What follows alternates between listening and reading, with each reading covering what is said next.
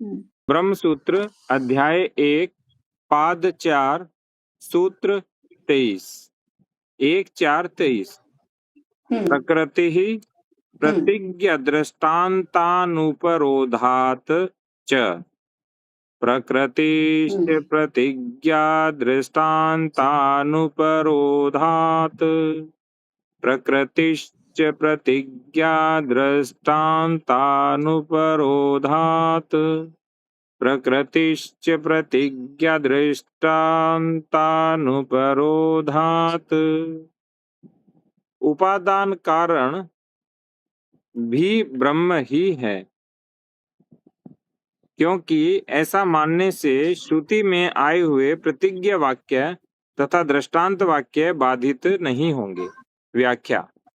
श्वेत केतु के उपाख्यान में उसके पिता ने श्वेत केतु से पूछा कि उत्तमादेशमप्राक्ष्यः येन श्रुतं श्रुतं भवत्यमतं मतमविज्ञातं विज्ञातम्, अर्थात क्या तुमने अपने गुरु से उस तत्व के उपदेश के लिए जिज्ञासा की है जिसके जानने से बिना सुना हुआ हो जाता है और बिना मनन किया हुआ हो जाता है तथा बिना जाना हुआ हो जाता है।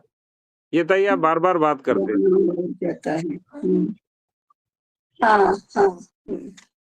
यह सुनकर श्वेत केतु ने अपने पिता से पूछा, भगवान वह उपदेश कैसा है? तब पिता ने दृष्टांत देकर समझाया, यथा सौम्यैकेन मृतपिंडेन सर्वं मृण्मयं विज्ञातम स्यात्। जिस प्रकार एक मिट्टी के ढेले का तत्व जान लेने पर मिट्टी की बनी सब वस्तु जानी हो जाती है कि यह सब मिट्टी है, इसके बाद आरूणी ने इसी प्रकार लोहे और सोने का भी दृष्टांत दिया।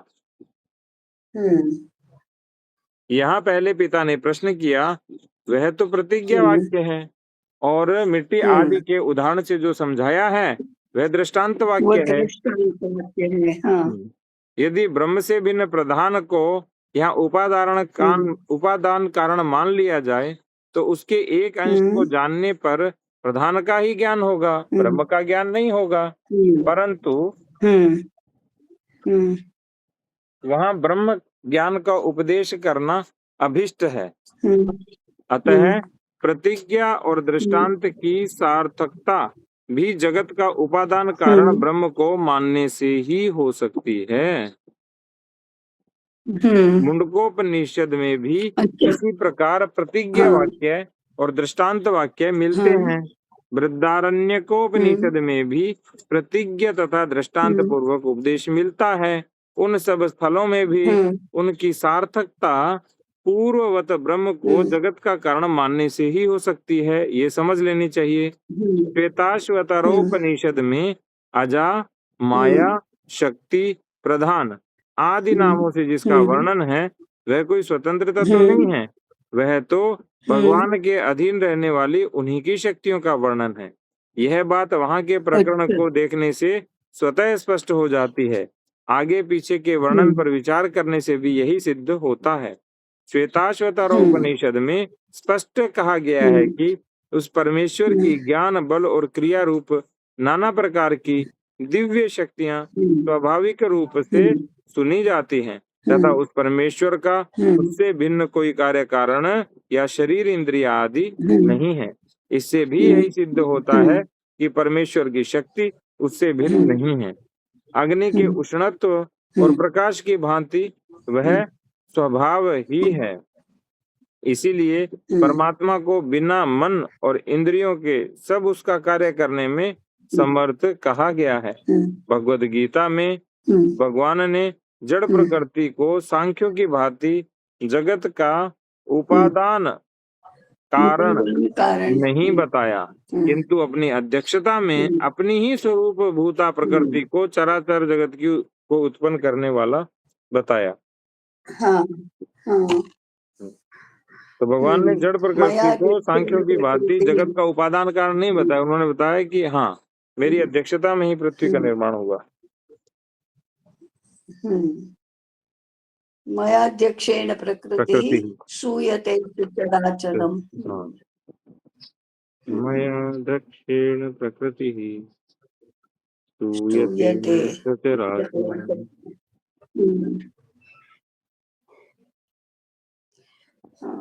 और ताई इसके बिना फिर सिद्ध भी नहीं हो पाएगा। हाँ, जैसे सीधा जगत का उपादान कारण बना लिया तो हमेशा द्वैत तो रहेगा ही रहेगा, जैसे सांख्य ने बना लिया। हाँ, इसीलिए सांख्य दर्शन द्वैतवादी दर्शन है। हाँ, और शैश्वर सांख्य आता है तब जाके वो अद्वैत होता है। हाँ, जड़ प्रकृति, जड़ और चेतन दोनों का उपादान किसी प्रकार भी नहीं हो सकती। अतः इस वर्णन में प्रकृति को भगवान की स्वरूप भूता शक्ति समझना चाहिए। इसके अतिरिक्त भगवान ने 7वें अध्याय में परा और अपरा नामक 2 अपनी प्रकृतियों का वर्णन किया है और अपने को समस्त जड़ चेतनात्मक जगत का प्रभव और प्रलय बताया है और इन सब का महाकारण बताया है। तो परमात्मा महाकारण है, कारणों का भी कारण। अतः श्रुतियों और स्मृतियों के वर्णन से यही सिद्ध होता है कि वह परब्रह्म परमेश्वर ही जगत का उपादान और निमित्त कारण है। संबंध इसी बात को सिद्ध करने के लिए फिर कहते हैं 1:4-24 अभिध्योपदेशाच्च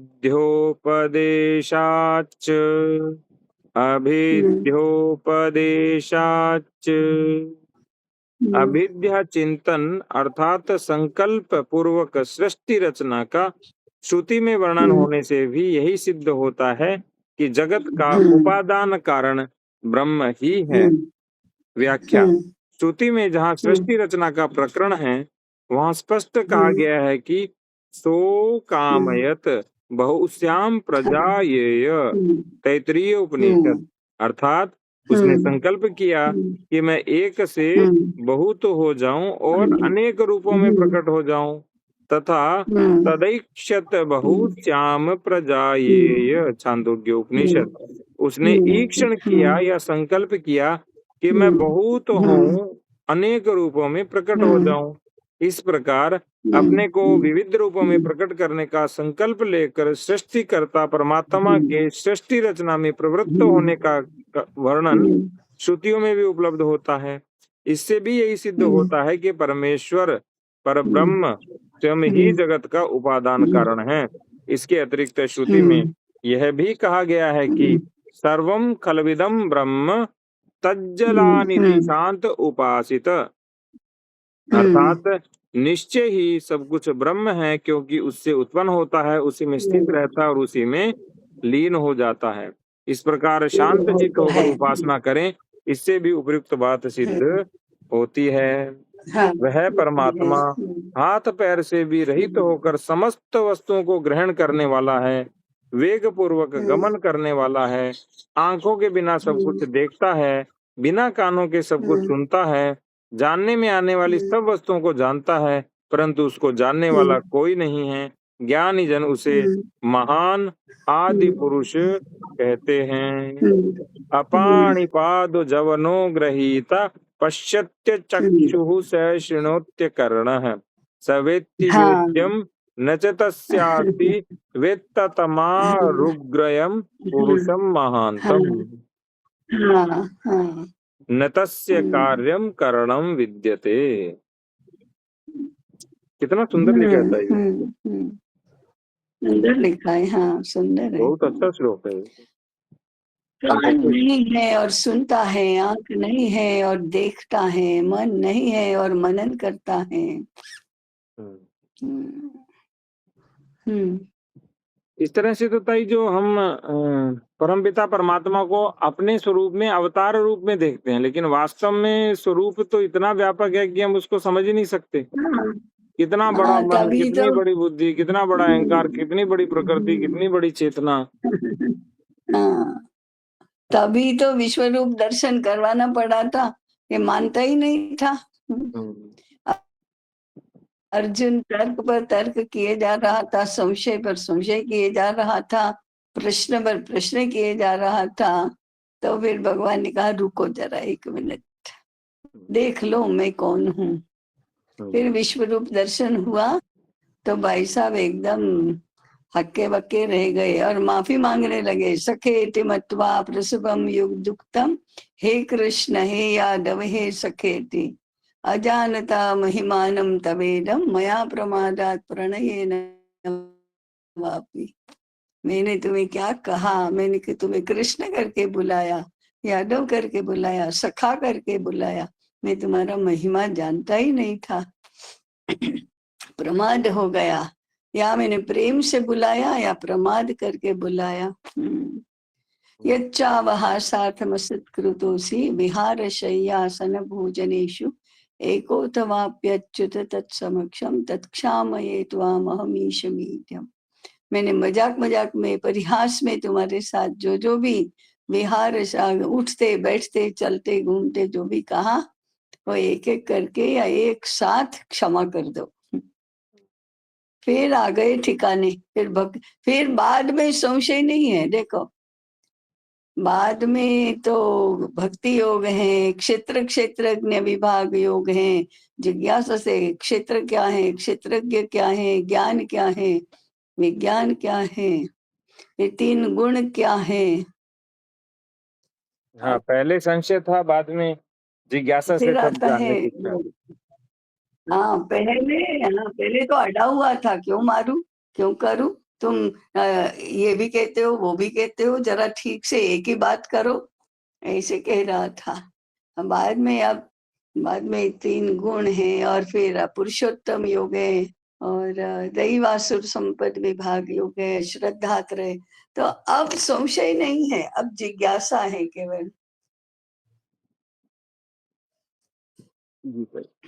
आगे संबंध उक्त मत की पुष्टि के लिए सूत्रकार कहते हैं, साक्षात च उभयामनानात्, साक्षाच्चोभयामनानात्, साक्षाच्चोभयामनानात्। श्रुति साक्षात अपने वचनों द्वारा भी ब्रह्म के उभय अर्थात उपादान और निमित्त कारण होने की बात दोहराती है।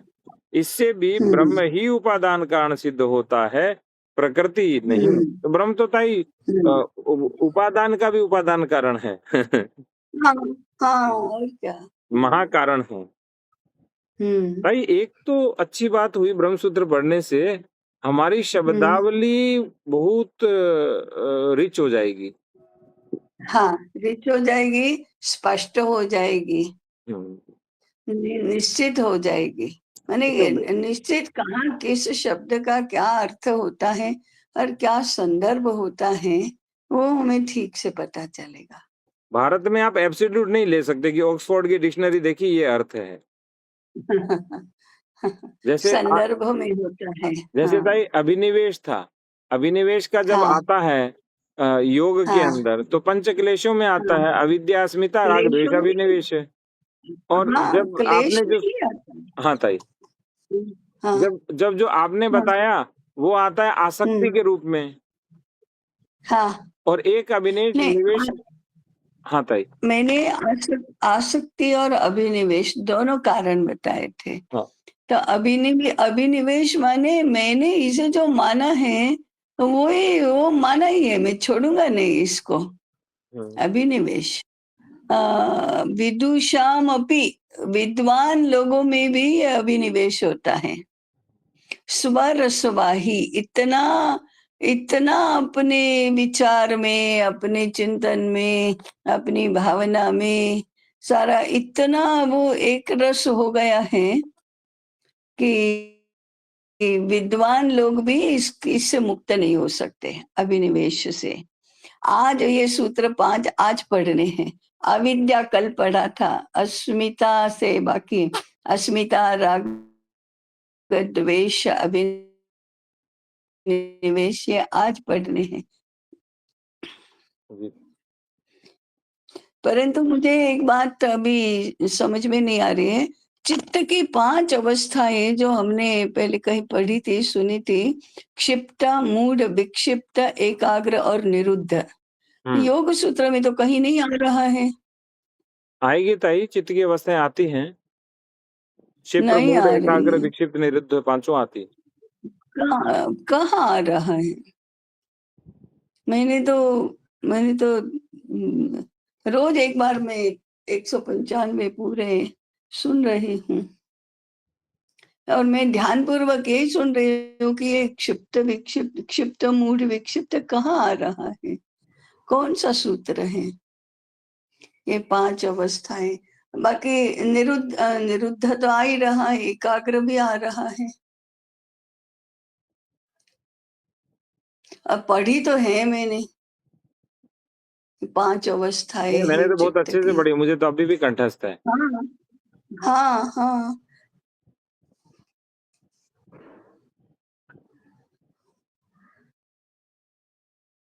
मैं देखूं था इसमें, इसमें भी लिखा है हाँ चित्त की 5 अवस्थाएं या 5 भूमियां हैं, क्षिप्त, मूढ़, विक्षिप्त, एकाग्र और निरुद्ध।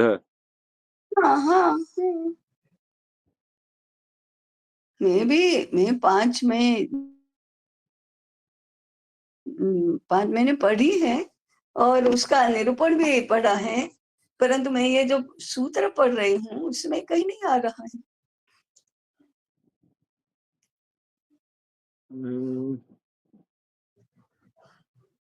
योग सूत्रों में इसमें दिया है, चित्त भूमियों में आएगा था, ये बता रहे हैं।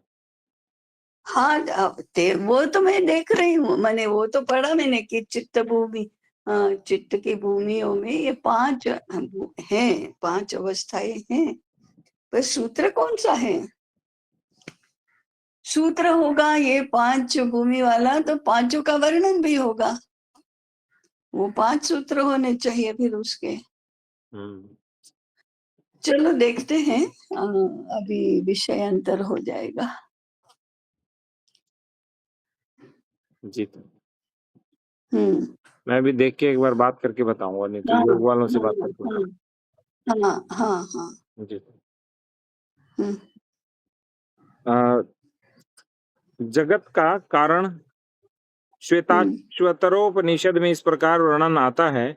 एक समय कुछ महर्षि यह विचार करने के लिए एकत्र हुए कि जगत का कारण कौन है, हम किससे उत्पन्न हुए हैं, किससे जी रहे हैं, हमारी स्थिति क्या है, हमारा अधिष्ठाता कौन है, कौन हमें नियम पूर्वक सुख दुख में नियुक्त करता है। उन्होंने सोचा, कोई काल को, कोई स्वभाव को, कोई कर्म को, कोई होनहार को, कोई पंच महाभूतों को, कोई उनके समुदाय के को कारण मानते हैं, लेकिन इसमें ठीक ठाक कारण कौन सा है ये निश्चय करना चाहिए। फिर उनके मन में यह विचार उठा कि इनमें से एक या इनका समुदाय जगत का कारण नहीं हो सकता, क्योंकि ये सब चेतन के अधीन है, स्वतंत्र नहीं। तथा जीवात्मा भी कारण नहीं हो सकता, क्योंकि वह सुख दुख का भोक्ता है और पराधीन है। ये देखो ताई, कितना सुंदर है कि जीव सुख दुख का भोक्ता तो जीवात्मा है। जैसे हाँ हमारे हाँ। स्वामी जी कह रहे थे, मैं शरीर हूँ, शरीर नहीं है। नहीं है, नहीं। पुरुष सुख दुखानां भोक्तृत्वे हेतुरुच्यते। गीता का श्लोक है ना, प्रकृति कार्यकरण कर्तृत्वे हेतु प्रकृति रुच्यते, पुरुष सुख दुखानां भोक्तृत्वे हेतुरुच्यते। तो भोक्तृत्व तो पुरुष का ही है, वो पुरुष माने चेतन, माने जीवात्मा। किम कारणम ब्रह्म कुतः स्म जाता जीवाम केन क्वच संप्रतिष्ठाः हाँ हाँ अधिष्ठिताः केन सुखेतरेषु वर्तामहे ब्रह्मविदो व्यवस्थाम् कालः हाँ स्वभावः नियतिर्दृच्छा भूतानि योनिः पुरुष इति चिन्त्या हाँ संयोग एषान् नत्वात्मभावात् आत्माप्यनीशः सुख दुख हेतोः। श्वेताश्वर उपनिषद।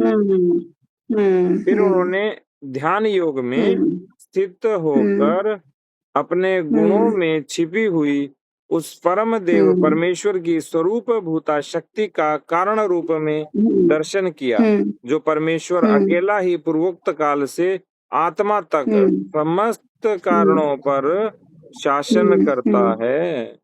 उपयुक्त वर्णन में स्पष्ट ही है कि परमात्मा को सबका उपादान कारण और संचालक या निमित्त कारण बताया गया है। इसके अतिरिक्त उपनिषद के 2 16 में तथा दूसरे दूसरे उपनिषदों में भी स्थान स्थान पर उस परमपिता परमात्मा को सर्वरूप कहा गया है कि सभी का रूप है। इससे भी यही सिद्ध होता है कि परब्रह्म परमेश्वर ही जगत का उपादान और निमित्त कारण है। अब उक्त बात की सिद्धि के लिए दूसरा प्रमाण देते हैं। आत्मकृते 1:4-26। आत्मकृते 1:4-26। स्वयं अपने को जगत रूप में प्रकट करने का वर्णन होने से ब्रह्म ही जगत का उपादान कारण सिद्ध होता है। व्याख्या। तैत्तिरीय उपनिषद 2:7 में कहा गया है कि प्रकट होने से पहले यह जगत अव्यक्त रूप में था, उससे ही यह प्रकट हुआ। उस पर ब्रह्म परमेश्वर ने स्वयं अपने को ही इस जगत के रूप में प्रकट किया। बिल्कुल सही। हाँ, इस प्रकार कर्ता और कर्म के रूप में एक ही परमात्मा का वर्णन होने से स्पष्ट ही श्रुति का यह कथन हो जाता है कि ब्रह्म ही निमित्त और उपादान कारण है। संबंध। यहाँ शंका होती है कि परमात्मा पहले से ही नित्य कर्ता रूप में स्थित है, तो वह कर्म कैसे हो सकता है? इस पर कहते हैं परिणामात् परिणामात् परिणामात् 1:4-27। श्रुति में जगह जगह उसके जगत रूप में परिणत होने का वर्णन होने से यही मानना चाहिए कि ब्रह्म ही जगत का कर्ता है और वह स्वयं ही इस रूप में बना है। व्याख्या। तैत्तिरीय उपनिषद में कहा गया है तत् सृष्ट्वा तदेवानुप्राविशत् तदनुप्रविश्य सच्च त्यजाभवत् निरुक्तं चानिरुक्तं च निलयनं चानिलयनं च विज्ञानं चाविज्ञानं च सत्यं चानृतं च सत्यं भवत् यदिदं किंच सत्सत्यमित्याचक्षते। अर्थात उस जगत की रचना करने के अनंतर वह परमात्मा स्वयं उसमें जीव के साथ साथ प्रविष्ट हुआ। उसमें प्रविष्ट होकर वह स्वयं ही सत और त्यत अर्थात अमूर्त भी हो गया। यह वह सब सत्यम च अनृतम च, सत्य भी हुआ असत्य भी हुआ, विज्ञान भी हुआ अभिज्ञान भी हुआ, सत भी हुआ असत भी हुआ, सब कुछ हुआ, वह स्वयं ही हुआ।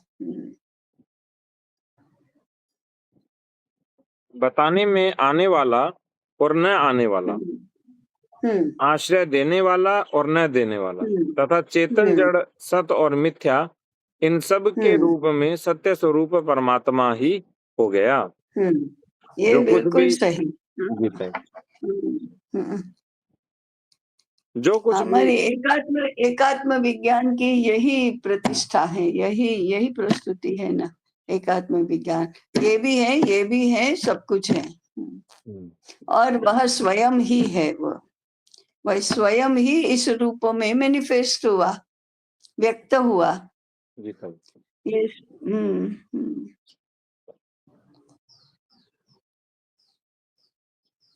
जो कुछ भी दिखता और अनुभव में आता है वह सत्य ही है, इस प्रकार ज्ञानी जन कहते हैं।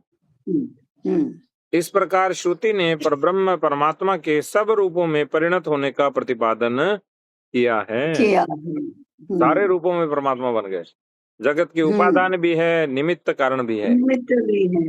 परिणाम का अर्थ यहाँ विकार नहीं है, ये हमें जान लेना चाहिए। जैसे सूर्य अपनी अनंत किरणों का सब और प्रसार करते हैं, उसी प्रकार परमेश्वर अपनी अनंत अचिंत्य ऐश्वर्य शक्तियों का निक्षेप करते हैं। उनके इस शक्ति निक्षेप से ही विचित्र जगत का प्रादुर्भाव स्वतः होने लगता है। अतः यही समझना चाहिए कि निर्विकार एक रस परमात्मा अपने स्वरूप से अच्युत और अविकृत रहते हुए अपनी अचिंत्य शक्तियों द्वारा जगत के रूप में प्रकट हो जाते हैं। अतः उनका कर्ता कर्म होना, उपादान एवं निमित्त कारण होना सर्वथा सुसंगत है। कितना सुंदर दिखा था ये ये तो बहुत पूरी तरह सुंदर एकात्म आ गया था ये। एकात्म आ गया। हाँ, तो मुझे लगता है कि सृष्टि रचना इसको जाने बिना, अच्छी तरह से जाने बिना एक भी थियरी, एक भी रचना स्पष्ट नहीं होती। और एक बार ये यदि जान लिया तो बाकी सारे विज्ञान, सारे शास्त्र कितने स्पष्ट हो जाएंगे। सभी के मूल सिद्धांत एक ही सिद्धांत की ओर जाते हुए दिखाई देंगे तुरंत। तो सबसे पहले ये पढ़ना चाहिए सबने कि हमारी सृष्टि रचना क्या है, हमारे शास्त्रों में क्या कहा गया है सृष्टि रचना, तो सारे प्रश्नों के उत्तर मिल जाएंगे। भाई एकात्म विज्ञान समझ भी तभी आएगा। हाँ, समझ में तभी आएगा। ताकि 11 और उपनिषद, ब्रह्मसूत्र हाँ और गीता पढ़ के फिर एकात्म विज्ञान पढ़ो, ऐसा लगेगा हाँ पानी की तरह। हाँ, बिल्कुल बिल्कुल। और जो आपने बोला 4 लेख करके पढ़ा तो समस्या हो जाएगी फिर। हाँ हाँ, और क्या। अभी तो 4 लेख पढ़ के सब समझाना शुरू कर देते हैं भाई। और क्या। अरे फिर उलझते हैं, उलझाते हैं। ना बोलने वाले को कुछ समझता है, ना सुनने वाले को कुछ समझता है। और इनको कहो कि जरा ये पढ़ो तो कहे नहीं नहीं, ये तो संस्कृत है, सब नहीं समझते हैं, ये तो प्राचीन है, आज का बोलना चाहिए। तो अरे सब नहीं समझते हैं संस्कृत, तुम तो समझो। और नहीं संस्कृत समझती है तो कोई बात नहीं, हिंदी में तो समझो, मराठी में तो समझो, गुजराती में तो समझो, अंग्रेजी में तो समझो। श्री अरविंद ने क्या लिखा है वो तो समझो, स्वामी विवेकानंद ने क्या लिखा है वो तो समझो। नहीं, हम वो भी नहीं करेंगे, ये भी नहीं करेंगे, और वो 4 भाषण पर ऐसे टिके रहेंगे जिसका उनको कुछ समझता ही नहीं। दीनदयाल जी को तो समझा था, उन्होंने फिर अपने शब्दों में लिखा, बोला, लेकिन बाकी लोगों का क्या है। चलो खैर, हम तो अपना करें। क्या समय हुआ? समय हो गया होगा। तो इसने इन्होंने कितना सुंदर दिया कि वो निक्षेप करते हैं और परिणाम है। वो परिणाम है, वो भी स्वयं ही है, उनसे अलग कोई परिणाम नहीं है। जैसे सोने से कुछ बनाएंगे तो सोना विकृत थोड़ी होता है, सोना तो अंदर रहता ही है, वैसा ही रहता है। और विक्षेप और ये निक्षेप का अर्थ क्या था? निक्षेप माने उसमें डालना, उसमें रखना। तो स्वयं को ही उसमें निक्षेप करते हैं और स्वयं वही बन जाते हैं। जो भी दिखता है, नहीं दिखता है, होता है, नहीं होता है, सत्य असत्य है, सत्य है, जितना भी दिखता है, नहीं दिखता है, दिखाता है, नहीं दिखाता है, सभी में वो प्रवेश करके उसी के रूप का बन जाता है। वो निक्षेप स्वयं ही उसमें अपने अंश को डाला और स्वयं भी वही बन गया। तो परिणाम भी वही, निक्षेप भी वही, परिणाम भी वही। जैसे मिट्टी का निक्षेप होता है। हाँ हाँ, ऐसे तो मिट्टी ही रहती है लेकिन वो दूसरा रूप ले लेती है। हाँ, दूसरा रूप ले लेती है। संबंध, इसी के समर्थन में सूत्रकार दूसरा हेतु प्रस्तुत करते हैं कि योनिः च गीयते 1:4:28 योनिश्च हि गीयते, योनिश्च हि गीयते। क्योंकि वेदांत में ब्रह्म को योनि भी कहा जाता है, इसलिए ब्रह्म ही उपादान कारण है।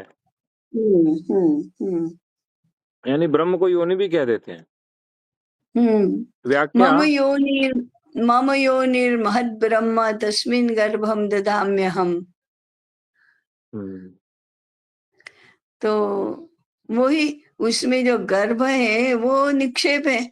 मम योनिर्महद् ब्रह्म तस्मिन् गर्भम ददाम्यहम्, तो गर्भ का निक्षेप होता है और फिर वह स्वयं भी उसमें प्रवेश करके स्वयं भी वही बन जाता है। फिर वो जो योनि है वो भी वही है।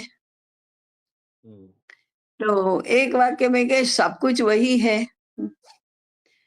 आप इस रूप में हैं तो ये नाम दिया, इस काम के लिए है तो ये नाम दिया। जैसे हाथ में पहनना है तो कंगन कहा, और कान में पहना है तो कर्णाभूषण कहा, गले में पहनना है तो हार कहा, और भुजाओं में पहनना है तो बाजूबंद कहा। अंत तो गत्वा तो एक ही एक है। तो उस आकार में वह ढल गया और वह हो गया, वो बन गया। व्याख्या।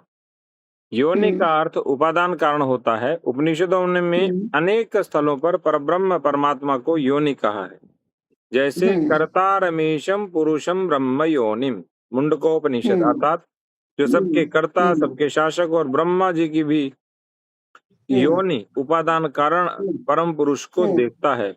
भूत योनिम परिपश्यन्ति धीराः, मुंडकोपनिषद। उस समस्त प्राणियों की योनि उपादान कारण को ज्ञानी जन सर्वत्र परिपूर्ण देखते हैं। इस प्रकार स्पष्ट शब्दों में परब्रह्म परमात्मा को समस्त भूत प्राणियों की योनि बताया है।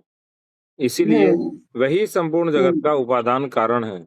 यथोर्णनाभिः सृजते गृह्णन्ति च इत्यादि मंत्र के द्वारा यह बताया गया है कि जैसे मकड़ी अपने शरीर से ही जाले को बनाती है और फिर उसी को फिर निकल जाली जाती में ही है। रहती है।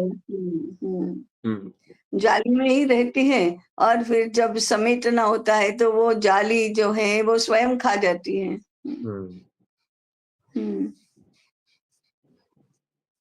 ताई, दो उदाहरण दर्शन में बहुत आते हैं, एक तो मकड़ी का, दूसरा कछुए का। हाँ, कछुए का। कछुआ बाहर निकलता है, पैरों को बाहर निकालता है, फिर अपने में समेट लेता है, और मकड़ी अपने से ही बनाती है, उसी को निगल लेती है। तो भगवान निमित्तोपादान कारण है, ऐसा बार बार आता है। बार बार आता है। तो उसे कहते हैं निमित्तोपादानेश्वरवाद। अच्छा, हम पढ़ते थे ताई। अच्छा, निमित्तोपादानेश्वरवाद। अच्छा। तो ईश्वर ही निमित्त और उपादान कारण है। मकड़ी का उदाहरण आता है उसमें। हाँ हाँ, मकड़ी का आता है। इसके अनुसार भी ये सिद्ध होता है कि एकमात्र परब्रह्म परमेश्वर ही इस जड़ चेतनात्मक संपूर्ण जगत का निमित्त और उपादान कारण है। यह समस्त चराचर विश्व भगवान का ही स्वरूप है। ऐसा समझकर मनुष्य उनके भजन स्मरण में लग जाना चाहिए। सबके साथ व्यवहार करते समय भी सदा यही बात ध्यान देनी चाहिए। भाई, इससे तो एक बात कर्मयोग सीधा ही सिद्ध हो गया। आप तो कर्म करो तो भगवान का भजन कर रहे हो सब। ऐसे माला वाला के चक्कर में पड़ते हैं। माला भी जपनी है, पर वो 75 वर्ष के बाद जपो। हाँ, संबंध। सही है। स्वकर्मणा तमभ्यर्च्य सिद्धिं विन्दति विन्दति मानवः।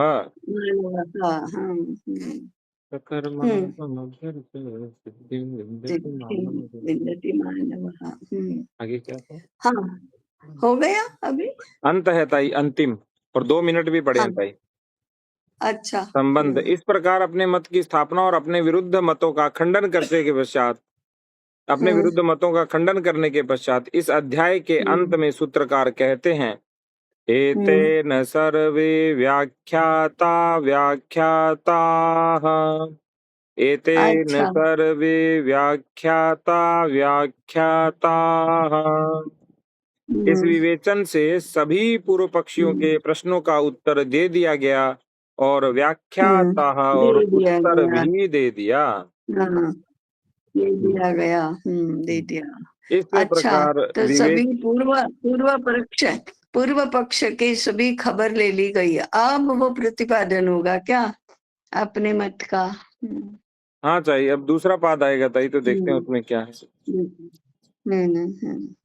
दूसरा पाद है। इस प्रकार विवेचन पूर्वक यह सिद्धांत स्थिर कर दिया गया कि ब्रह्म ही जगत का उपादान और निमित्त कारण है सांख्य कथित प्रधान जड़ या प्रकृति नहीं। नहीं। हाँ हाँ इस विवेचन से ठीक है। प्रधान कारणवादी साक्ष्यों की भांति परमाणु कारणवादी नैयायिक आदि मतों का भी निराकरण कर दिया गया। ओहो, अच्छा। परमाणु कारणवादी नैयायिक का भी कर दिया, साथ में निपटा दिया। हाँ यह सूत्रकार ठीक है। स्पष्ट शब्दों में घोषित करते हैं, व्याख्याता पद को 2 बार प्रयोग अध्याय की समाप्ति सूचित करने के लिए। भैया उत्तर दे दिया, उत्तर दे दिया। दे दिया, दे दिया। चौथा पाद संपूर्ण। श्री वेद व्यास रचित वेदांत दर्शन ब्रह्म सूत्र का पहला अध्याय पूर्ण हुआ।